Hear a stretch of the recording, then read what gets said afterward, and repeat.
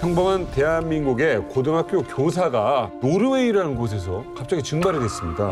이게 도대체 어떤 일이 있었던 걸까요? 1979년 4월 16일 밤 9시 50분. 그것도 오슬로의 한 시내버스 안에 이 가방을 남긴 채 호련이 자취를 감추게 됩니다. 일단 단서만 두고 추측을 해보자면은 실수로 버스에 이 가방을 두고 내렸거나 가방을 두고 내릴 정도로 다급한 일이 생겼거나 그렇죠. 혹은 고상문 씨를 노리고 있는 누군가에 의해서 납치를 당했거나. 그렇지. 근데 우리가 앞서서 고상문 교사가 실종되고 남긴 마지막 단서, 그 가방에서도 제가 여권을 주목해야 된다고 말씀드렸잖아요. 그 여권의 색이 어땠는지 기억하십니까? 네. 자주색 붉은 여권이었어요. 이 관용 여권에 바로 고상문 선생님의 화려한 스펙이 담겨 있는데 일단은 서울대 지리학과를 졸업했어요. 무항여고를 거쳐서 수도여고에서도 지리교사로 근무했는데 여권 색깔이 자주색인지가 나오는데 정부가 주관하는 연수 프로그램에 자그마치 수석으로 합격을 합니다. 그래서 건강이 아닌지. 1년 과정으로 네덜란드 국제훈련센터 지질연구소로 소위 국비 유학을 떠나게 됩니다. 네덜란드에서 연주를 하는 중에 일주일 휴가를 받아요.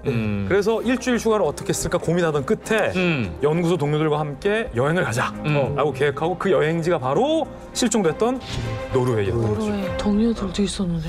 그 당시에 제가 특징을 전문가분들한테 물어보니까 최은희 신상옥 선생님이 납치됐을 때가 78년이었을 거예요.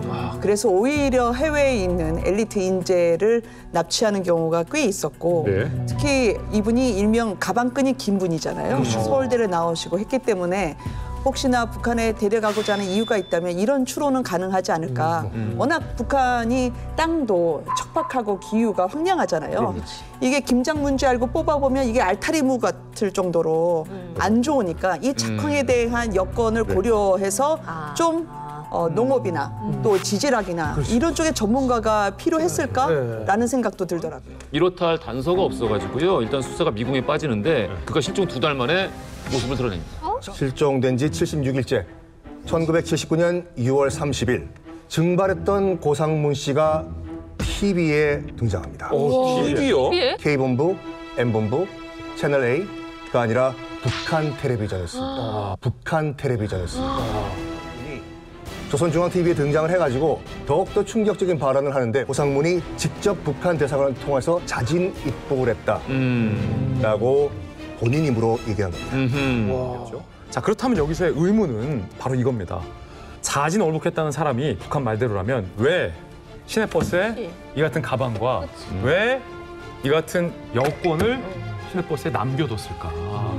자, 우리 외교부는 당일에 과연 어떤 일이 있었던 것인지 이 같은 단서들과 또 현지 당국의 경찰 조사 정보 등을 퍼즐을 맞춰서 유력한 시나리오를 그려냅니다. 노르웨이의 수도 오슬로의 중심부. 여행 일정을 마친 고상문은 숙소로 돌아가는 시내버스를 타고 있었습니다. 밤 9시 50분경 목적지에 도착한 고상문. 그런데 그에게 문제가 생겼습니다. 여행 가방을 버스 안에 두고 내린 것. 엎친 데 덮친 격. 가방 안에 들어있던 여권까지 잃어버린 상황. 그러나 야속하게도 버스는 이미 떠나버리고 고민하던 고상문의 선택, 바로 택시를 타는 것이었습니다.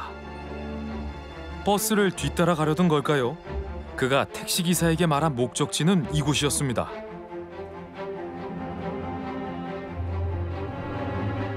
여권 분실 신고가 급선무라고 생각한 고상문. 버스를 쫓는 대신 대사관 앞에 도착합니다. 충분히 그럴 수 있죠. 하지만 마음이 너무 급했던 걸까요? 그가 미처 확인하지 못한 한 가지 때문에 그의 운명이 180도로 바뀌게 됩니다. 고상문이 들어간 대사관. 그 건물 위에는 태극기가 아닌 인공기가 펄럭이고 있었던 것. 그가 찾아간 곳은 한국 대사관이 아니라 북한 대사관이었습니다. 고상문을 현장에서 억류한 뒤 강제로 북한으로 보냈을 거라는 우리 외교부의 추측. 과연 그날의 진실은 무엇일까요?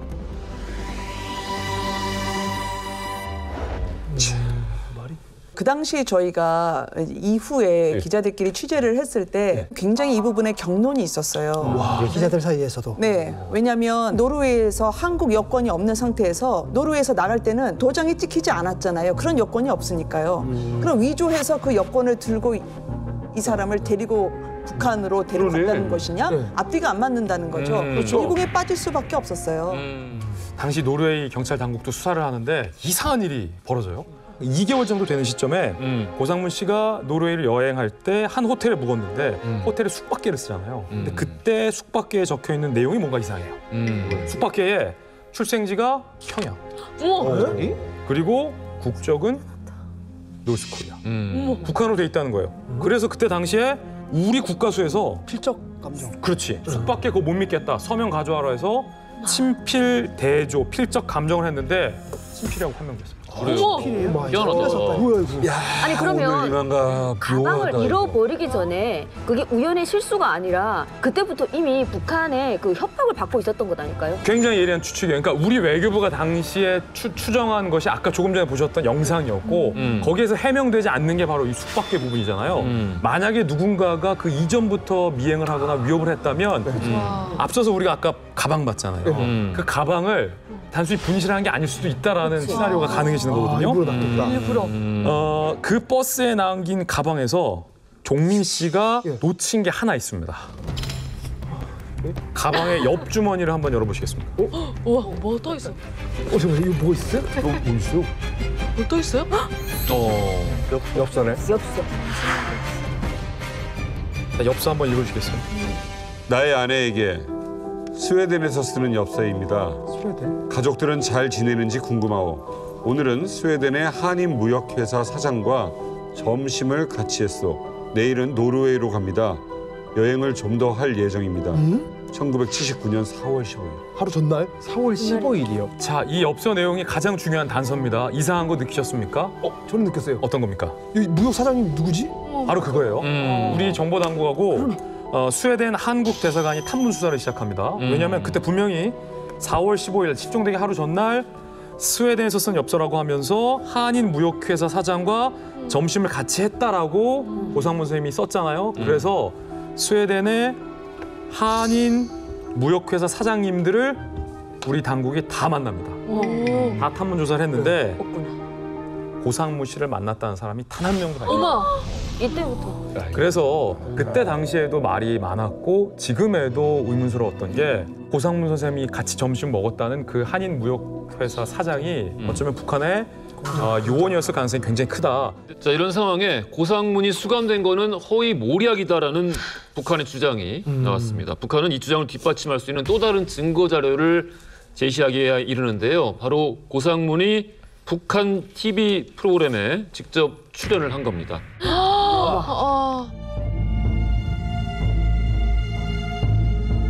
네, 사실 저는 남천사회 그 환멸을 느끼고 말투가 북한 말투가. 그러네.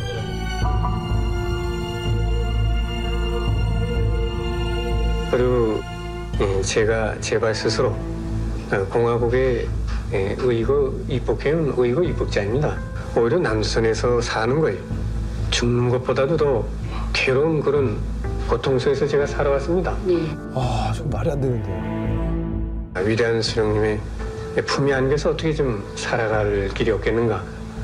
그런 걸 제가 생각했습니다. 완전히 바뀌었네. 15년 사이에. 아니 애기도 있는데 저렇게 말할 수가 있죠. 이것뿐만이 아닙니다. 있어요? 예, 다른 주장이 또 나오기 시작하는데 여기 1년 후에 그 방송 나가고 1년 후에 예. 이 동아일보에 이게 나온 내용입니다. 여기 보시면은 납북 고상문 교사 현지서 결혼. 와이프분은 어땠어? 아들 딸 낳고 잘 살고 있는데 무슨 강제 납북이냐.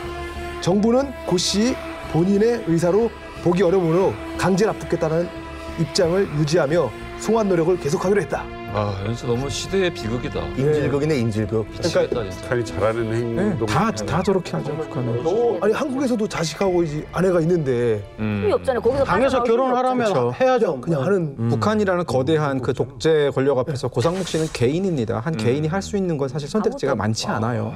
이게 사람한테서 가장 약한 부분이 가족인 것 같아요. 그럼요. 네, 가족이지. 일부러 결혼을 시켜가지고 아내를 만들고 또 그 아내와 사이에서 자식을 만들어 놓고 탈출하는 거를 이제 아예 꿈도 못 꾸게 가족을 인질로 잡아두는 북한의 검은 속내가 있는 것 같아요. 저는요, 정말 저도 기자 생활하면서 북한 취재 많이 했거든요. 지금도 북한 취재하고. 지금 제가 이 소식을 다 지나서 이런 소식을 전해드려도 너무 마음이 아픈 게 남편의 재혼 소식이 들린 후 1년도 안 돼서 15년간 애타게 남편만 기다려온 아내분이 스스로 목숨을 끊게 됐어요. 아이고야. 어떻게? 목숨을 끊게 됐어요. 아이고야. 어떻게?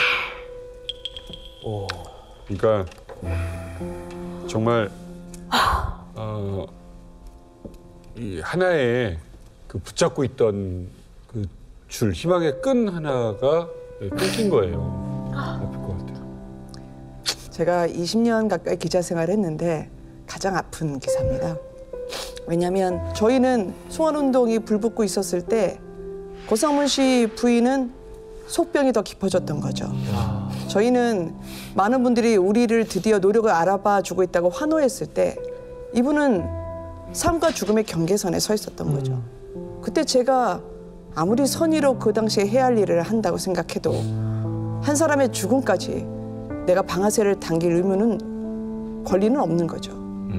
그러니까 어쩌면 저는 그분에게 세상의 문을 열어줬지만 제가 세상의 문을 닫은 게 아닐까 싶어서 전 지금도 죄인의 심정으로 삽니다.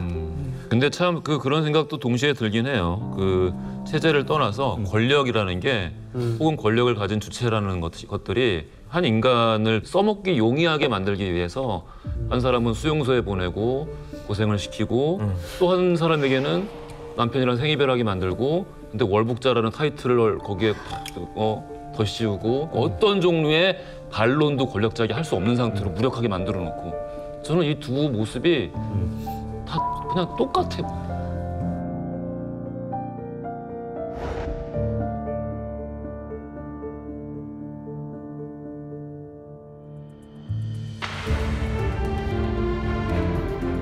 위대한 스님의 품위 안에서 어떻게 좀 살아갈 길이 없겠는가.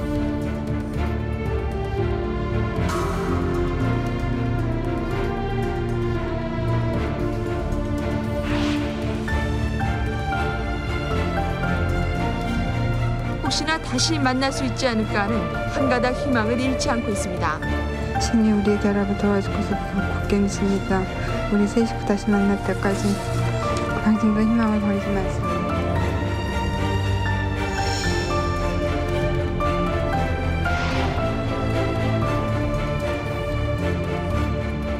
자, 고상문 납북 사건 이것이 2004년에 이르러서 다시 한번 행적이 밝혀지게 되는데요.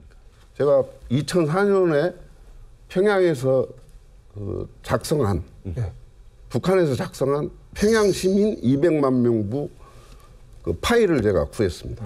명부요? 예. 평양 시민 명부. 예. 찾은 것이 200만 명 중에 21명의 우리 납북자가 포함되어 있습니다. 네.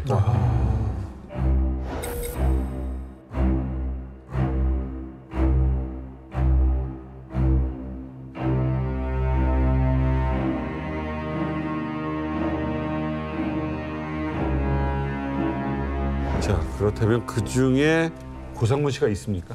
예, 이 중에 고상문 선생님이 예, 여기 고상문 이렇게 쭉 나와 있는데 여기에 48년 12월 13일생 그리고 서울 중구 을지로생 그다음에 거주지가 용성구요 평양 그다음에 직업이 농업과학연구원 도서관 사무원 도서관 사서네. 그다음에 1995년 결혼을 했습니다. 이게 그러니까 1년 후에 바로 94년에 그때 너희들 이거 뭐 수용소에 있는 거 아니냐라고 하니까 그 다음에 바로 결혼을 시켜가지고 바로 인질로 95. 야 진짜 못된 놈들이다. 여기 200만 명의 제일 중요한 것은 혈액형도 있습니다.